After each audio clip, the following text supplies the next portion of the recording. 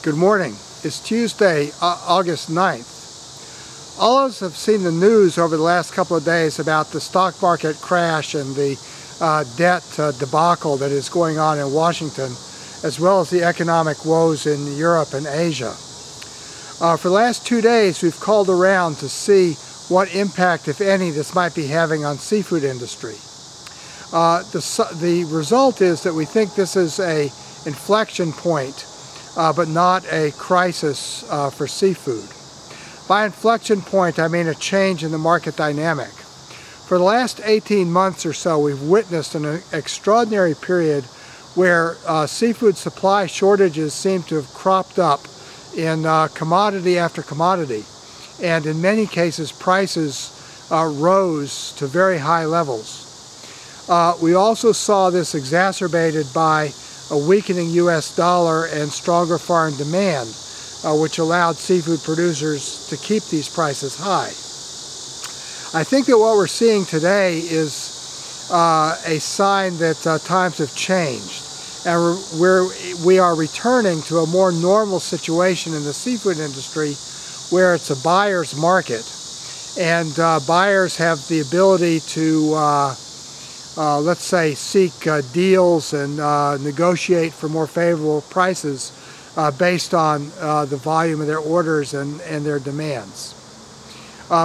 First of all, it's important to remember that right now is the slowest time of year for many seafood sales. August, September, October are generally very slow months. That's why years ago the industry developed this marketing campaign calling October as Seafood Month. Back to school is just not really conducive to seafood sales. So the current slowdown that many people are reporting, in my mind, is just a seasonal slowdown. A lot of people are away, they're on vacation. A lot of people are not shopping in their usual supermarkets. It's just a time of year when the seafood business has traditionally been slow. So we certainly can't attribute that to any of this market turmoil. But the other factors, the influence of foreign buyers, the status of the dollar, all seem to me to be having less of an impact on seafood pricing at the moment. And we seem to be entering a period where actually it's going to be U.S. Supply and demand, U.S. supply, both landings and imports, and U.S. buyer demand, that is the real driver in setting seafood prices. And most of the buyers have cut back their usage quite sharply in the face of higher prices.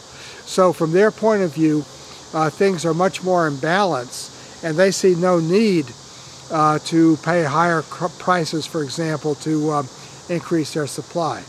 So I think what we're going to see is this economic turmoil is probably going to be a catalyst to a change in a more buyer's type market with more widespread price discounting and deals available. On the other hand, there's no crash. This is not a crisis where, oh my God, people stop eating seafood.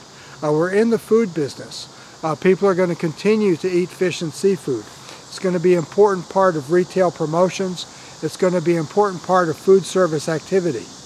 All we're seeing is a change in the dynamic where to get those retail promotions and to get that food service activity, seafood sellers are going to have to compete harder to convince their customers that seafood is a value.